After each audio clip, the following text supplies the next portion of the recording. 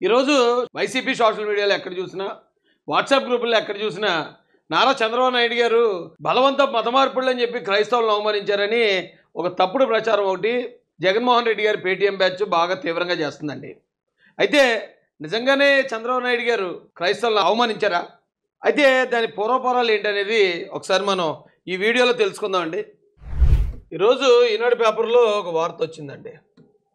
ఏంటండి ఆ వార్త అంటే, బలవంతపు మత మార్పిళ్ళు ఆగాలి, ఈ హెడ్లైన్ తోటి వార్త వచ్చింది. అయితే ఫస్ట్ పాయింట్ నేను మీకు తెలియజేయాలనుకున్నది, ఎవరైతే వైసీపీ వాళ్ళు చేస్తున్న తప్పుడు ప్రచారాన్ని నమ్ముతున్నారో అలాంటి వాళ్ళకి నేను చెప్పే సూచన ఏంటంటే, బలవంతపు మత మార్పిడి ఎవరైనా చేస్తే అలా ఎవరు చేసినా తప్పే. బలవంతంగా ఒక మతం మార్చడం, బెదిరించి మతం మార్చడం అనేది ఎవరైనా చేస్తే కనుక అది తప్పు. అలా ఎవరు చేయకపోయినంత వరకు చంద్రబాబు నాయుడు గారు అనే మాట మీకు వర్తించదు. అది క్రైస్తవులు కానివ్వండి, ముస్లింలు కానివ్వండి, హిందువులు కానివ్వండి. బలవంతంగా ఎవడైనా మతం మారిస్తే, ఇక్కడ చంద్రబాబు నాయుడు గారు అన్నమాట బలవంతంగా పలానా వాళ్ళు మతం మారుస్తున్నారు, పలానా మతస్థులు మతం మారుస్తున్నారు అనేది ఆయన స్టేట్మెంట్గా మనకి ఇక్కడ కనపడట్లేదు. ఒకవేళ నిజంగా కనుక ఎవరైనా బలవంతంగా మతం మారితే మరి అది రాజ్యాంగం ప్రకారం నేరమే కదా. వీళ్ళ వైసీపీ ప్రచారం చూస్తే దానికి భిన్నంగా ఉందండి. నిన్న ఇక దేవాదాయ శాఖ మీటింగ్లో అన్నారట ఆయన ఆ మాట, బలవంతపు మత మార్పుళ్ళు ఆగాలి అన్నారట. ఆ మాట ఆయన ఎందుకు అన్నారట? ఎవరో అక్కడ ఉన్న ఆ మీటింగ్లో పార్టిసిపేట్ చేసిన వాళ్ళు, సార్ ఇలా బలవంత మత మార్పులు జరుగుతున్నాయండి రాష్ట్రంలో అన్నారట. అలా ఎక్కడైనా జరిగితే కనుక ఖచ్చితంగా ఆగాలి, అలాంటివి మాత్రం మనం ప్రోత్సహించకూడదు. ఎవరైనా బలవంతంగా మతం మారితే ఆగాలని ఎవరో మాట్లాడిన మాటకి జవాబుగా చంద్రబాబు నాయుడు గారు చెప్తే, దాన్ని వైసీపీ వాళ్ళు పట్టుకుని ఈరోజు నీ ప్రచారం ఎందుకు చేస్తున్నారు అంటే, నిన్న చంద్రబాబు నాయుడు గారు కొన్ని సంచలనమైన కీలకమైన నిర్ణయాలు తీసుకున్నారు. ఆ నిర్ణయాలు ఏంటనేది ఒకసారి మీకు చూపిస్తాను. ఆ నిర్ణయాలను భరించలేని ఈ వైసీపీ పెయిడ్ బ్యాచ్ ఈ తప్పుడు ప్రచారం మొదలుపెట్టింది. మేనిఫెస్టోలో చెప్పిన విధంగా నాయి బ్రాహ్మణులకు కనీస వేతనం 25,000 ఉండేలా చర్యలు తీసుకోవాలని చంద్రబాబు ఆదేశం. ఎక్కడ? దేవస్థానాల్లో. అంటే దేవస్థానాల్లో చంద్రబాబు నాయుడు గారు ఇప్పుడు నాయి బ్రాహ్మణులకు 25,000 ఇచ్చేస్తున్నారు, 25,000 జీతం పెంచేశారు. రెండోది, వేద విద్య చదువుని నిరుద్యోగులుగా ఉన్న వారికి నెలకు 3,000 రూపాయలు భృతి ఇవ్వాలని చంద్రబాబు నాయుడు గారు నిర్ణయించారు. అంటే నాయి బ్రాహ్మణుల్లో ఇప్పుడు చంద్రబాబు నాయుడు గారి ఇమేజ్ పెరిగిపోతుంది. ఆ ఇమేజ్ ఈ ఒక మతంలో పెరుగుతుంది కాబట్టి రెండో మతంలో తగ్గించేయాలి, కాబట్టి ఇతర మతస్థులను రెచ్చగొట్టాలి. ఇది వైసీపీ చేస్తున్న స్ట్రాటజీ. మేనిఫెస్టోలో చెప్పిన విధంగా దూప దీప నైవేద్యాలకు దేవాలయాలకు ఇచ్చే మొత్తం 5,000 నుండి 10,000కు పెంచుతూ సీఎం నారా చంద్రబాబు నాయుడు గారు నిర్ణయం తీసుకున్నారు. అది జగన్మోహన్ రెడ్డి చేయలేదు. చంద్రబాబు నాయుడు గారు ఆ నిర్ణయం తీసుకునేటప్పటికి చాలామంది హర్షాతిరేకాలు వ్యక్తం చేస్తున్నారు. అది భరించలేని వైసీపీ ఈ తప్పుడు ప్రచారం మొదలుపెట్టింది. మేనిఫెస్టోలో చెప్పిన విధంగా అర్చకుల వేతనం పెంపు, 10,000 నుండి వేతనం పొందే అర్చకులపై 15,000 రూపాయలు, అర్చకులకి 15,000 రూపాయలు ఆయన జీతం పెంచడం జరిగింది. కాబట్టి టాపిక్ని డైవర్ట్ చేయాలి. టాపిక్ని డైవర్ట్ చేయాలంటే వేరే మతాన్ని రెచ్చగొట్టాలి. అయితే నాకు ఇక్కడ ఈనాడు వారు రాసిన దాన్ని కూడా కొంచెం అబ్జెక్షన్ వచ్చిందండి నాకు. ఎందుకంటే చంద్రబాబు నాయుడు గారు మాట యథాతథంగా రాలేదేమో అనిపించింది. ఇది తెలుగుదేశం పార్టీ అఫీషియల్ పేజ్. అంటే ఈనాడు పేపరు ఒకవేళ చంద్రబాబు నాయుడు గారి మాటని తప్పుగా అర్థం చేసుకునో సరిగా అర్థం కాకో వాళ్ళు రాసి ఉండటానికి అవకాశం ఉంది, కానీ తెలుగుదేశం పార్టీ అఫీషియల్లో తప్పుగా రాసే అవకాశమే లేదు. ఎందుకంటే ఇక్కడ తెలుగుదేశం పార్టీ అఫీషియల్లో వచ్చిన వార్త ఏదైతే ఉందో అది డైరెక్ట్ చంద్రబాబు నాయుడు గారు చెప్పినట్టే. అయితే ముందు ఈనాడులో ఏం రాశారో చూద్దామండి, తర్వాత మెయిన్ తెలుగుదేశం పార్టీ అఫీషియల్లో ఏముందో చూపిస్తాను మీకు. బలవంతపు మత మార్పిళ్ళు ఆగాలి అనేది మెయిన్ హెడ్లైన్ వేశారు, అది కూడా మెయిన్ పేజీలో. ప్రసాదం అన్నదానంలో నాణ్యత లేకపోతే సహించేది లేదు, పాలక వర్గాల్లో అదనంగా 2 సభ్యులు, ధూపదీప నైవేద్య సాయం 10,000కు పెంపు, దేవాదాయ శాఖపై సమీక్షలో సీఎం చంద్రబాబు నాయుడు గారు. అంటే ఆయన మాట్లాడిన మెయిన్ పాయింట్లు ఇవి. ఇక్కడ చూడండి ఒకసారి.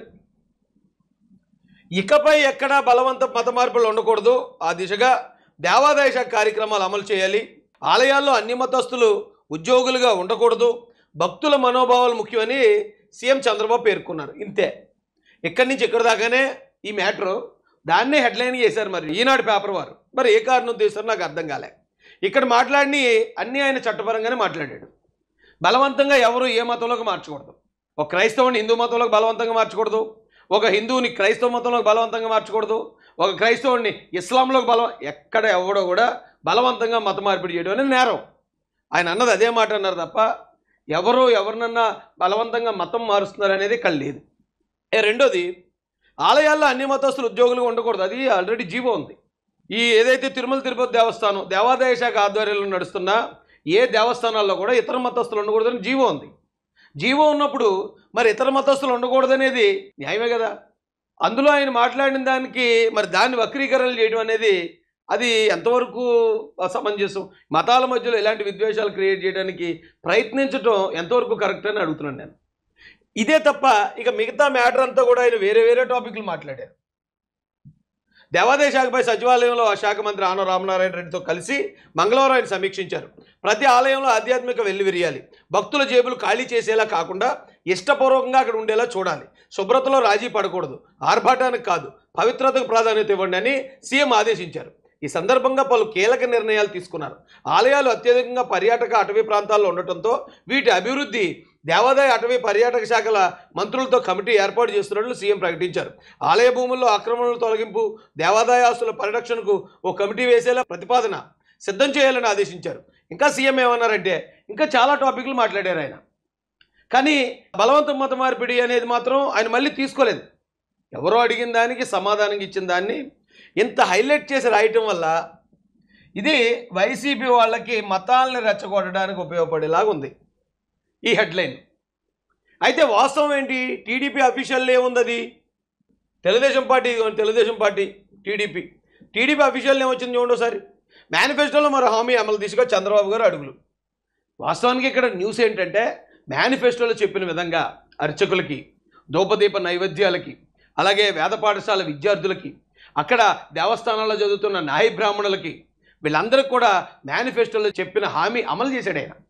అది మెయిన్ న్యూస్. అక్కడ ఆ మెయిన్ న్యూస్ని పక్కన పెట్టి ఇప్పుడు ఇలాంటి దాన్ని హెడ్లైన్ చేయడం వల్ల అది వైసీపీ వాళ్ళకి అది ఒక ఆయుధంగా ఉపయోగపడింది. ఇప్పుడు దేవాదాయ శాఖపై సమీక్షలో కీలక నిర్ణయాలు ప్రకటించిన ముఖ్యమంత్రి, అర్చకులకు శుభవార్త చెప్పిన ముఖ్యమంత్రి. 10,000 వేతనం వచ్చే అర్చకులకి ఇకపై 15,000 ఇవ్వాలని నిర్ణయం. అలాగే ధూపదీప నైవేద్యాలకు ఇచ్చే మొత్తం 5,000 నుండి 10,000కు పెంచుతూ సీఎం నిర్ణయం. నిరుద్యోగ వేద విద్యార్థులకు నెలకు 3,000 భృతి ఇవ్వాలని నిర్ణయం. న్యాయ బ్రాహ్మణులకు కనీస వేతనం 25,000 ఉండేలా చర్యలు తీసుకోవాలని ఆదేశాలు. దేవాలయాల్లో ఆధ్యాత్మిక వెల్లివిరియాలని, అపచారాలకు చోటు ఉండకూడదని ఆదేశించిన సీఎం. దేవాలయాల దగ్గర బలవంత మత మార్పుడులు, అన్య మతస్థుల ప్రచారం చేయకూడదని, భక్తుల మనోభావాలకి ఆగమశాస్త్ర నిబంధనలకు అత్యంత ప్రాధాన్యం ఇవ్వాలని ఆదేశం. ఇది ఇక్కడ matter, main matter. Telugu Desam Party అఫీషియల్లో పెట్టింది మాత్రం ఇదే. ఏమనుందండి? దేవాలయాల దగ్గర బలవంతపు మత మార్పుడులు, చేయొద్దు. అసలు బలవంత మత మార్పుడు ఎక్కడా చేయకూడదు. కానీ చంద్రబాబు నాయుడు గారు అన్నమాట దేవాలయాల దగ్గర బలవంతపు మత మార్పులు ఒకటి, అన్యమత ప్రచారం కూడా, అది భక్తుల మనోభావాలు దెబ్బతింది. నిజం ఇది. ఎందుకంటే గతంలో జరిగే దీనికి కొన్ని అంటే గతంలో జరిగిన కొన్ని సంఘటనలు ఉన్నాయి. కారణం ఇలా మాట్లాడడానికి కారణం కూడా ఉంది. ఎందుకంటే నేను ఎప్పుడో చూశాను ఒక వీడియో. ఎవరో ఒక వ్యక్తి ఇలా సెల్ఫీ కెమెరా ఆన్ చేసుకుని వెనకాతల తిరుమల తిరుపతి దేవస్థానం చూపిస్తూ, ఇగో తిరుమల తిరుపతి దేవస్థానం, ఇక్కడ పాపాలు జరుగుతున్నాయి, వీళ్ళందరినీ కూడా నేను మతం మార్చేస్తాను, క్రిస్టియానిటీలో తీసుకొచ్చేస్తానని ఎవరో పిచ్చోడు, బుర్రలేనోడు అలాంటివి పెట్టాడు. పెడితే మరి భక్తుల మనోభావాలు దెబ్బతింటాయి కదా. ఎవరైనా చేయకూడదు. ఇప్పుడు చాలా చర్చిల్లోకి ఆర్ఎస్ఎస్ వాళ్ళు దూరి మేము రామ భజన చేస్తున్నాం, హనుమాన్ భజన చేస్తున్నాం అని పెడుతున్న వీడియోలు చూసాం. మనం చూసినప్పుడు అప్పుడు ఖండించాం కదా. మనం ఒక మత ఆలయంలోకి, ప్రార్థనాలయంలో ఇంకోళ్ళు ప్రవేశిస్తే అది కరెక్ట్ కాదని అనేవాళ్ళు మనమే. మరి మనం వెళ్ళి ఇంకొక మతానికి సంబంధించిన ఆచారాలకు సంబంధించిన టెంపుల్ దగ్గర మాట్లాడడం అనేది అది కరెక్ట్ కాదు కదా.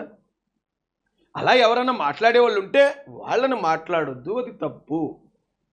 ఏ ఒకరు మత ఆలయం దగ్గరికి లేకపోతే మత విశ్వాసాల జోలికి మరొకరు వెళ్ళకూడదు అని చంద్రబాబు నాయుడు గారు చెప్తే దానిలో అది అంత పెద్ద నేరం ఘోరం ఏమీ లేదు. మరి వైసీపీ వాళ్ళకి ఏ నేరం ఘోరం కనపడిందో నాకు అర్థం కాలే. దేవాలయాల్లో పరిశుభ్రత, ప్రసాదంలో నాణ్యత, ప్రశాంత వాతావరణం కల్పించేలా చర్యలు. రిలీజియస్ టూరిజం ప్రమోషన్ కోసం ఇండో ఫారెస్ట్ టూరిజం మంత్రిత్వ కమిటీ. దేవాలయాల ట్రస్ట్ బోర్డులో అదనంగా మరో 2కి అవకాశం. CGF కింద శ్రీవాణి ట్రస్ట్ నిధుల ద్వారా జరిగే పనుల్లో ప్రారంభం కాని పనులు నిలిపేస్తూ నిర్ణయం. దేవాలయ ఆస్తుల పరిరక్షణకు కమిటీల ఏర్పాటు. సింహాచలం పంచగ్రామాల సమస్యకు శాశ్వత పరిష్కారం కోసం చర్యలు. మొత్తంగా మీటింగ్ యొక్క సారాంశం ఇదే.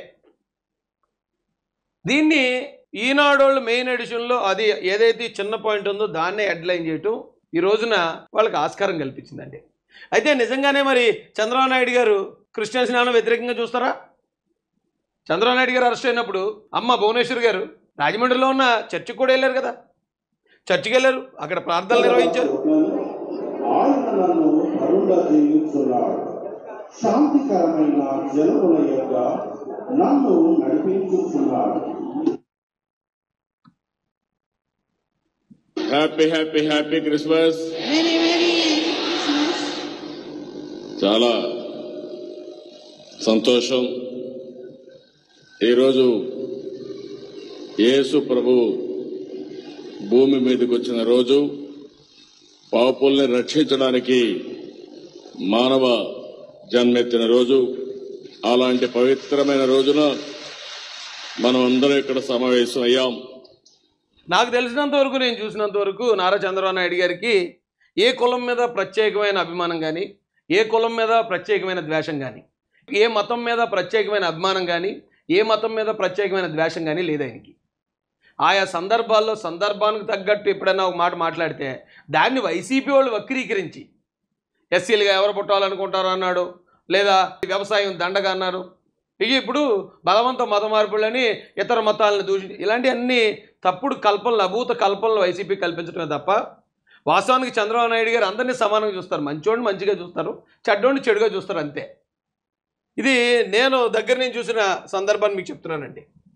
దేవాలయాల పత్రిక ఇదిగో ఆయన చేసిన హామీలన్నీ ఇవి. ఈ హామీలన్నింటిని ఆయన నెరవేర్చడం నచ్చని వైసీపీ ఇలాంటి తప్పుడు ప్రచారం చేసి నారా చంద్రబాబు నాయుడు గారి మీద దుష్ప్రచారం చేయాలని, ఇతర మతస్థులను రెచ్చగొట్టాలని, మతాల మధ్యలో విద్వేషాలను క్రియేట్ చేయాలని ప్రయత్నిస్తుంది. అయ్యా, ఇది ఎవరైనా బలవంత మత మార్పుల గురించి ఎవరైనా కనుక వైసీపీ ట్రాప్లో పడితే వాస్తవాలు తెలుసుకుంటారని మీ అందరినీ రిక్వెస్ట్ చేస్తున్నాను. జై భీమ్, జై భారత్, జై జై మహాసేన, జై తెలుగుదేశం, జై చంద్రబాబు, జై జై లోకేష్ అన్న.